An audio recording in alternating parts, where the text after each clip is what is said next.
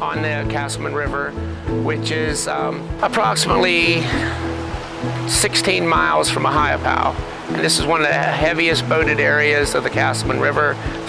We got started in 1987. It was just a brainchild of two people that really were interested in conservation, and at that time the river was far more polluted. It was running red with iron.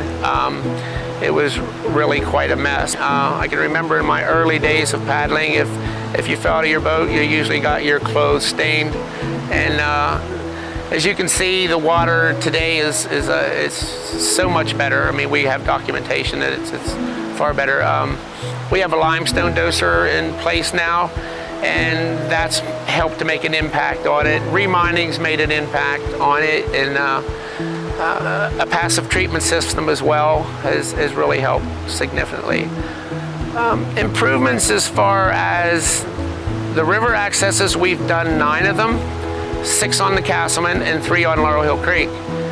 Before we built the Fort Hill access, parking was only available on the roadway, and I know the neighbors up here complained a little bit because people were changing clothes on the road and behind doors and so on, and pretty well had the roadway blocked.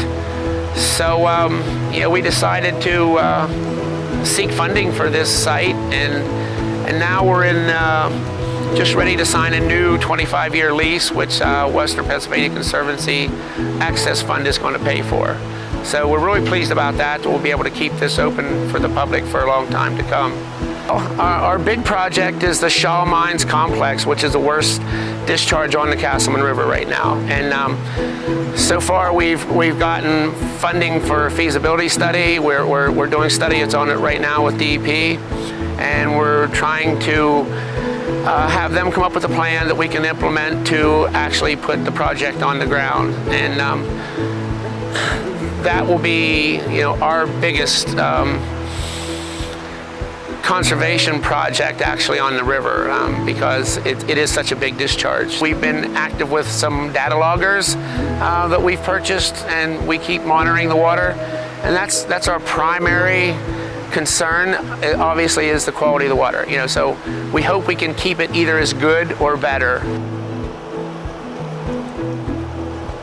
We're at the Rockwood River access here, Robert's Landing, and this was actually the first access that we completed, one of our 9 river accesses.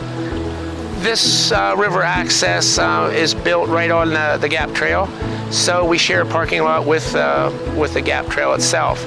The change house we build here is for both the bikers and the boaters. So it's a pretty popular spot.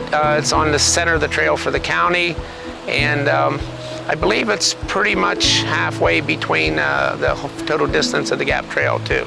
So it's used quite a bit. I guess what's so special about the Casselman is it's so scenic.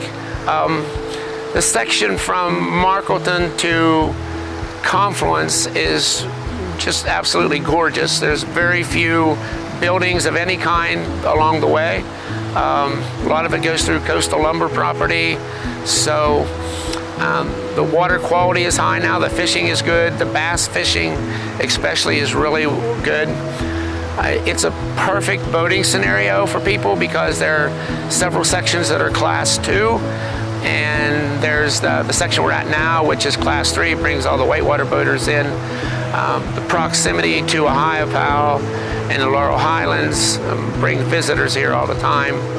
It's just a beautiful river, and people that see it for the first time are amazed at how pretty it is more than anything.